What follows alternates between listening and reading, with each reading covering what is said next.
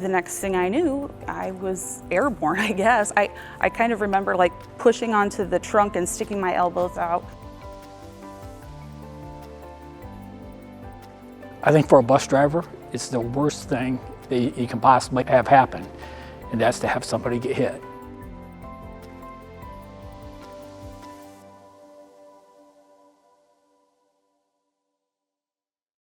I underwent some more targeted therapy for PTSD, and that really helped, and it finally became that I could tell a story.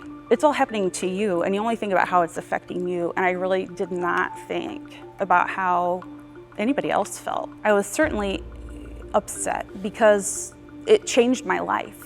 It was definitely, I feel like, a very liminal moment in my life of where, I was on one path and this put me on a different one. But I can say I like the path I'm on, and it's been a good one. So I think, anxiety, depression, all of those things, of course, I really thought that I was completely over it. And then on the first day of school, I walked out there and I was like, oh no, maybe I need to think about this some more. It just kind of shocked me. I oftentimes thought about it in the sense of like blame, and not necessarily like that, because I checked a bazillion times, did I do my job correctly? And I felt like even to this day, I still feel like I did my job as I should have. Circumstances just played out the way they did. Subbing is the hardest part of my job, of our job in transportation. It's the hardest part, because of the indifferences every day. As far as physically, of course, there are things, I have arthritis, whatever, it still hurts. Sometimes the scar itches, and that's always weird because you can't scratch it. My arm, when the other doctor came and did my surgery, he said, the one thing you won't be able to do is make like this, the radial movement, because that was the bone that was missing. And right there, even with like the dressing on, I just went, you mean like this? And it went just fine. And he's like, we couldn't even make it do that in surgery. So I just, if you have to pick a struggle, it's not the worst.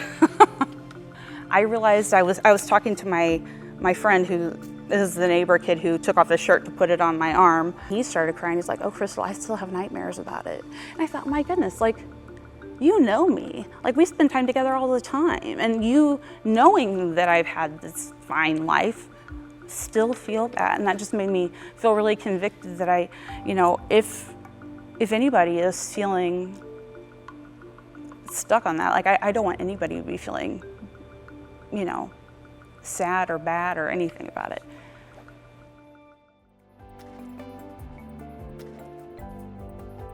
I couldn't be more shocked if you tried. And he said, because I haven't told you this, but back before I even had my own route, I was just subbing. This little girl, kind of a few steps behind the rest of them, got hit by a car, and I just never knew what happened to her.